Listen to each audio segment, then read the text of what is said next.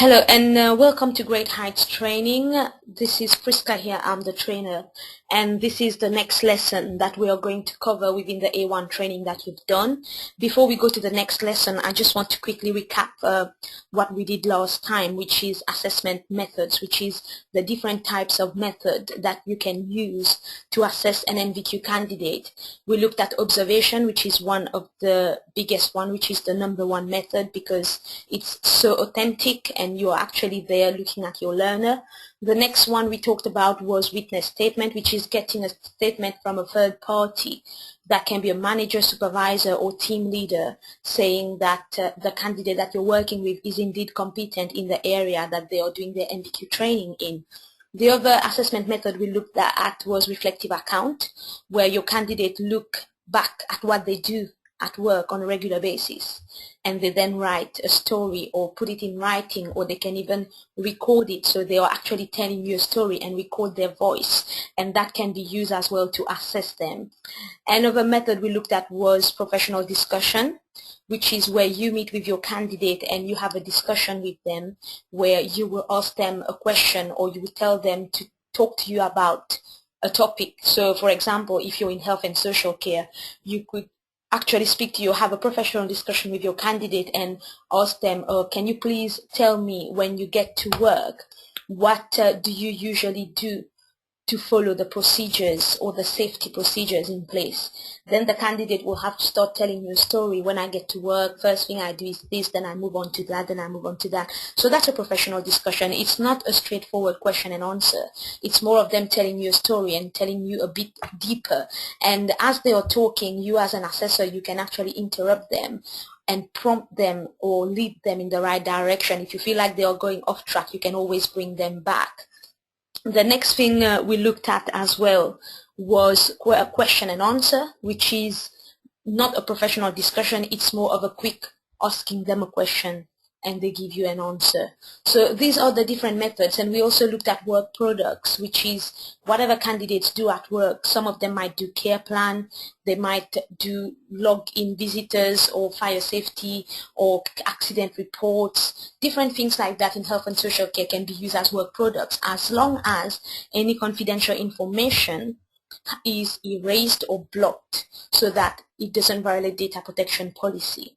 And the next thing we also looked at was APL, which is using previous qualification or previous certificates that people have, probably training they've done before that's in line with what they are doing in their NVQ, and that can help them as well. So these are all the different assessment methods that assessors can use to assess their candidate. Now, to make life easier for you as an assessor, it's always good, I've said it before and I'm going to say it again, to look at the different units. If you are doing health and social care, I would recommend that you go to an awarding body's website, probably City and Guilds, NCFE, OCR, anyone you are comfortable with, and download their handbook for health and social care.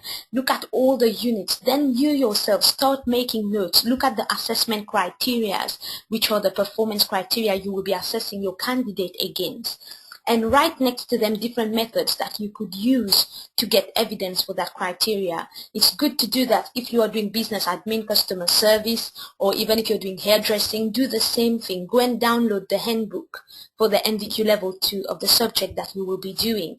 Look at the assessment criteria and start planning. You can use a pencil next to each criteria. Right next to it, I can use observation, reflective account, professional discussion. Write a list of different methods you could use so that when you have your candidates and you're going to assess them, you're going to meet with them first time and do an assessment planning with them, it's easier for you, so you know exactly, okay, these are the units you're going to be doing and these are the methods I'm going to be using, this is how we're going to do it. As long as you know, if you follow that, you will hit all the criteria, so that will make it quicker for you as an assessor to assess a candidate. You will be very effective, it will be cost effective because you will not be wasting time trying to look for methods or trying to see, oh, what is it that you haven't hit. So it's really important to do that. You can start planning from now on. Planning is number one being an assessor. It's not just about going to class or meeting candidates. If you plan very well, any training you deliver, any candidate you have to assess, you will do it well, you will be effective, and you will do it in a record time, and you will not be spending a lot of money. So it will be more profitable for you. And I believe all of you here, you are in this to make money. So today's class, we'll move to today's class now. Today's class, we're going to be looking at feedback, review, and assessment decision. First time we did assessment planning, which is you meet up with your candidate and you plan how you will be assessing them, depending on the units that they are doing, what methods you will use, how you will do it, where you will do it, and when you will do it. And in your assessment planning, you also plan to give your candidates assignment. You give them knowledge questions to answer. You give them reflective account to write. You give them assignments to bring work product for you, to gather evidence for you that you could use to assess them. So this is what you've done at the planning stage. Now this is a stage where the candidate actually bring back any assignment that you've given them, whether it's knowledge questions, whether reflective account, witness statement, work products, certificates from previous training. As those candidates are bringing those things to you, you as an assessor, you need to give them feedback. Before you can give them feedback, you will look at those evidence that the candidate has brought to you. For example, let's use reflective account as our example here. Let's say you've given your candidate a reflective account to write. Now remember what I said before, if you need to give your candidate anything to do, make sure you also give them the assessment criteria, give them the standards from the awarding body, so that when they are writing reflective account or when they are gathering evidences for you to use, they can reference, they can look at the assessment criteria and use that as a guide, so that your candidate will not go and start writing something that when they bring it to you, it's difficult for you to look at to match it with the assessment criteria from the awarding body. So it's very important that you make sure that anytime you give your candidate assignments, give them the assessment criteria. Let them know what you are expecting from them, so that they bring work to you that you can use. So it's not a waste of time, not a waste of time for you and not a waste of time for them. So we'll be looking at feedback, review, and assessment decision. Now, what is review? First, we'll look at review. Review is when your candidate bring back that reflective account. You need to spend some time as an assessor, look at it, kind of assess what they've given you. You review it as a whole. You look at it, and then based on the first time you're looking at it, you will be able to then know whether this is a reflective account you could use to assess them, or whether it's not good, or whether they need to work more on it.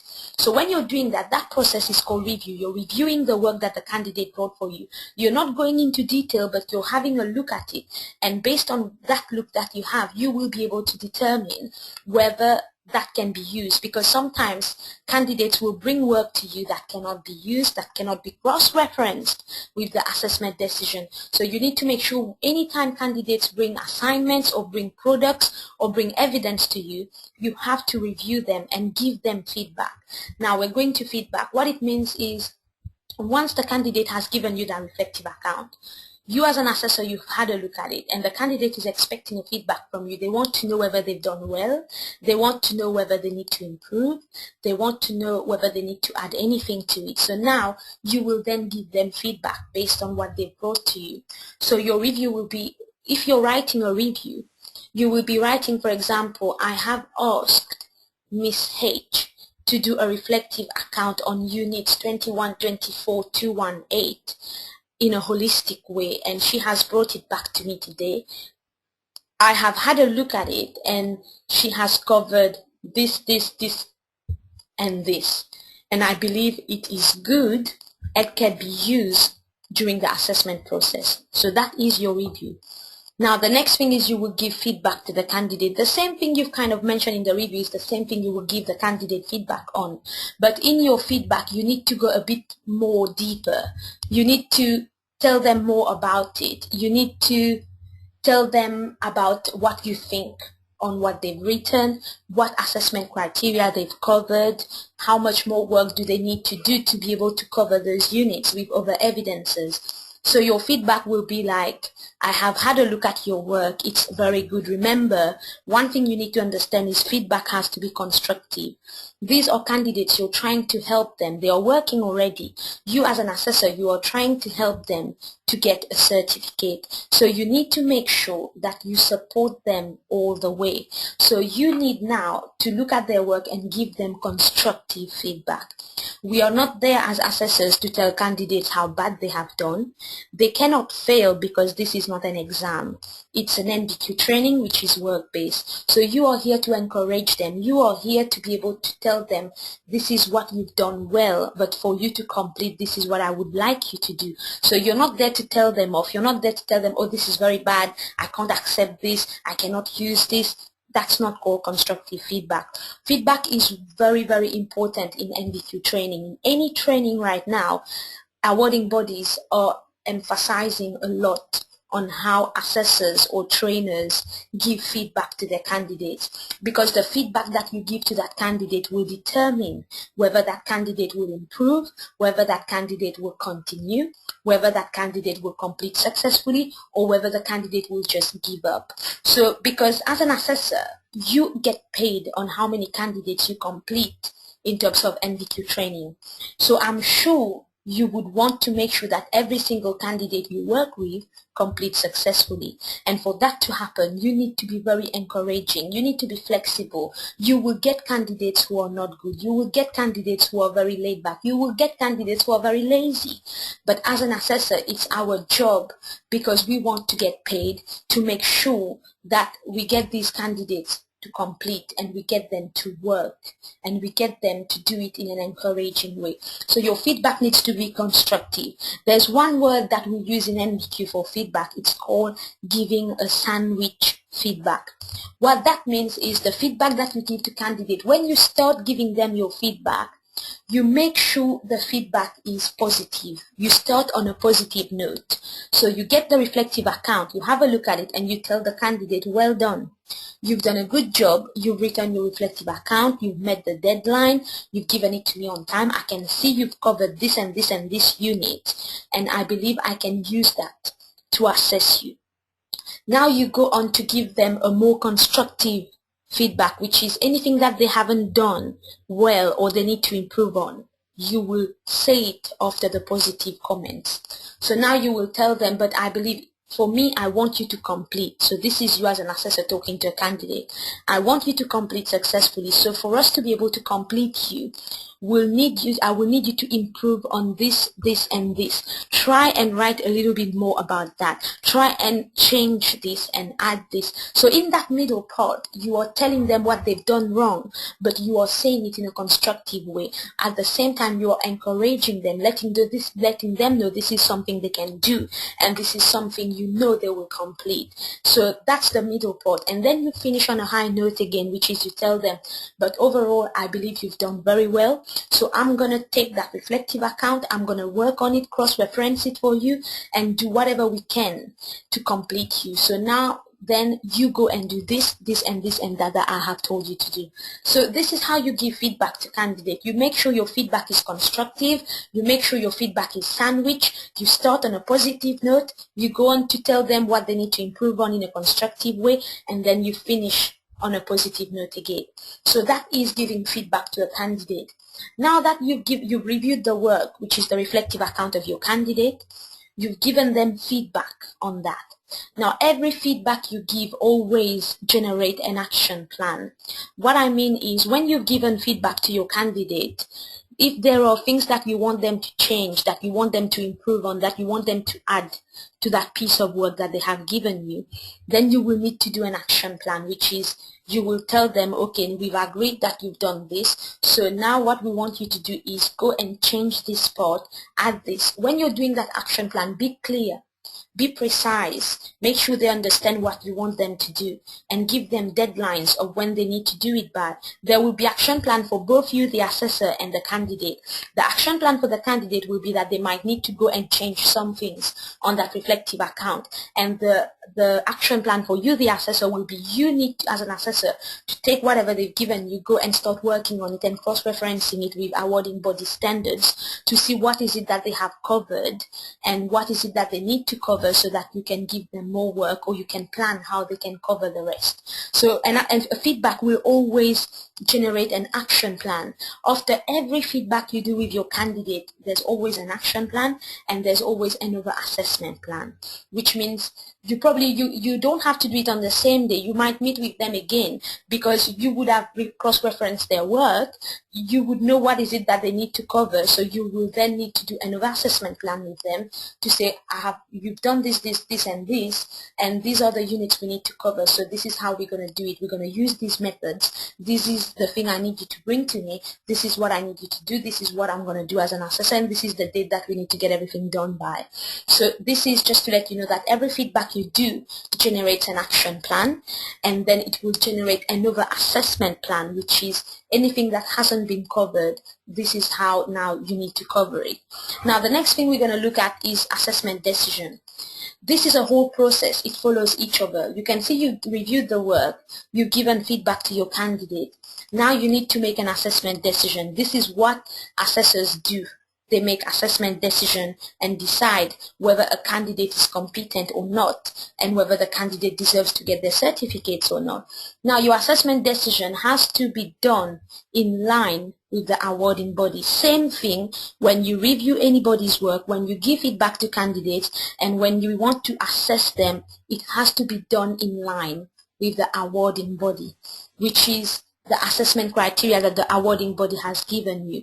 As an assessor, we cannot use our own judgment to assess candidates. We cannot decide that we don't think this candidate is competent. We cannot use our judgment to do that. We have to make sure that every work they give us is referenced or is assessed in line with the awarding body standards or assessment criteria, and this is how you make your assessment decision. You will take the piece of evidence that the candidate has given you, which is the reflective account in our example here. You will look at the assessment criteria from the awarding body for those units that the candidate has written on, start cross-referencing what the candidate has met, what criteria the candidate has met.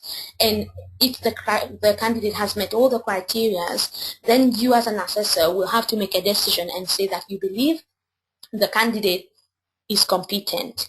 If for any reason the candidate hasn't met all the criteria, there are some criteria they haven't met, then your assessment decision will say further actions needed, which is the candidate has met A, B, C, D, E, F, G, but we need to do this and this and this for the candidate to hit the remaining criteria, and therefore they can be competent. So this is it's the work. So as an assessor, with practice, you will be able to do it. So which means when the candidate brings the work, you review, you give them feedback, you make assessment decision, and based on that, if the candidate hasn't completed, you will give them more work. So you will do an action plan, you will do another assessment plan to give them more work, or for you to plan other methods of assessment to be able to cover those criteria. So not meeting all the criteria at this stage is not important, as long as you know there's something else you can do to be able to do that. So we looked at that. Now remember,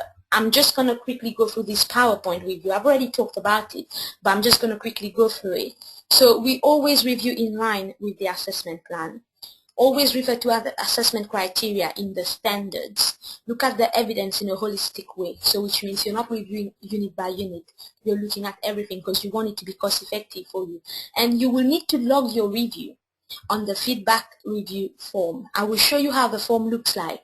It's similar to an assessment plan form, but as you know, in NVQ training, you have to leave an audit trail.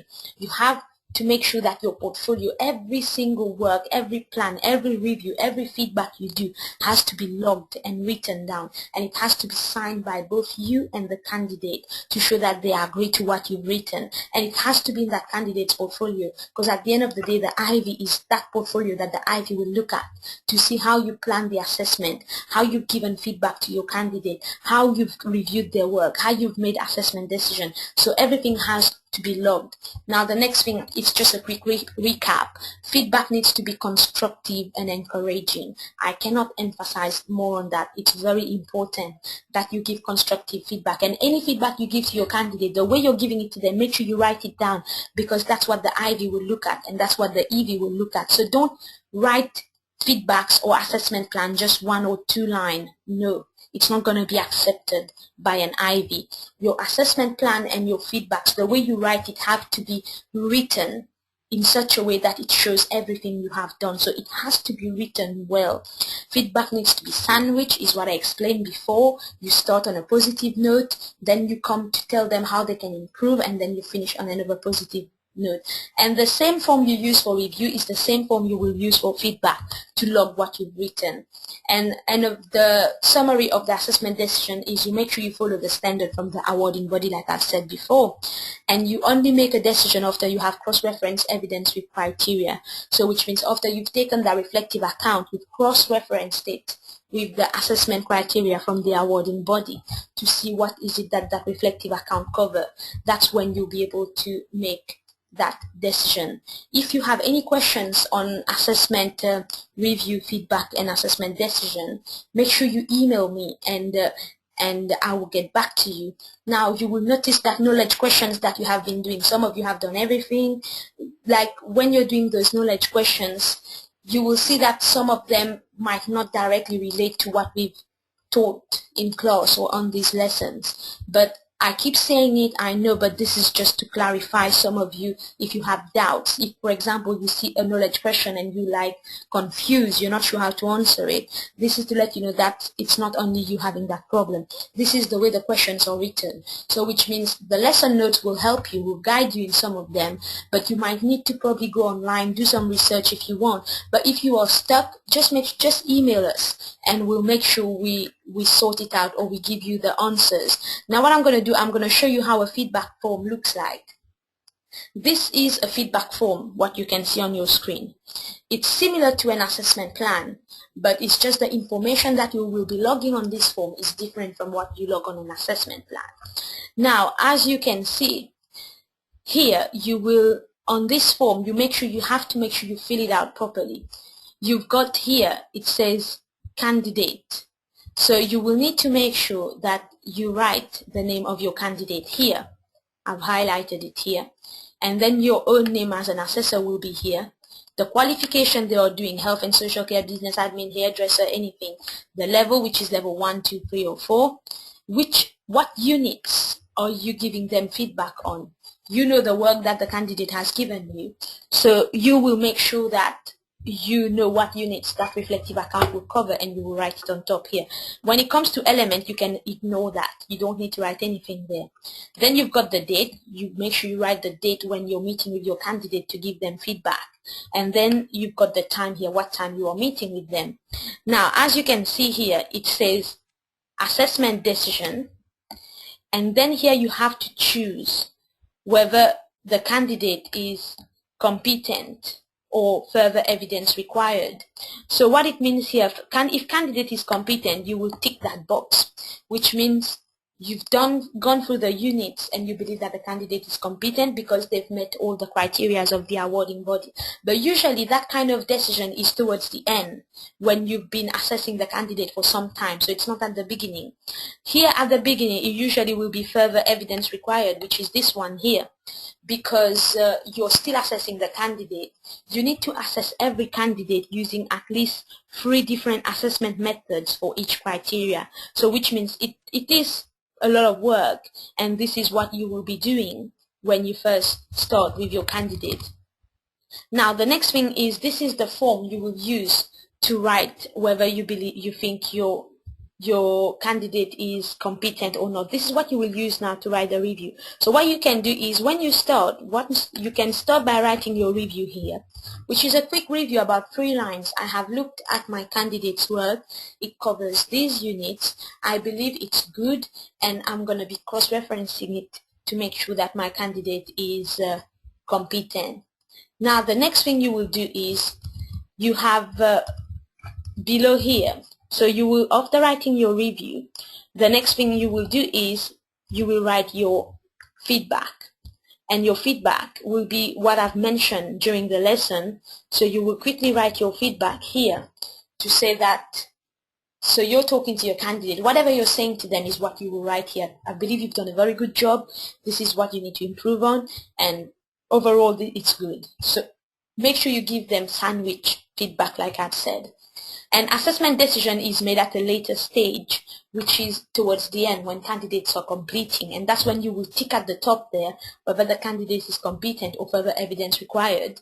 And then here you can write, if you want, if it's at a later stage, you can write here, candidate is competent, this unit has been assessed fully, and you're very happy as an assessor. Now remember what I said before, that any feedback you write will generate an action plan. So now this is the part where you have the action plan on the form. You can see it here. This is the action plan form. It's at the bottom of the form. So here you've got the date of next visit. This is to show that now that you've given feedback to them, maybe the candidate needs to do some more work in those units. So you will agree with the candidate the next time you're going to meet with them to review the new work that you're going to be giving them. So in date of the next visit, you agree that with your candidate, the time of the next visit, the location where you're going to be meeting with them. So this is for the next visit after you've given them more work.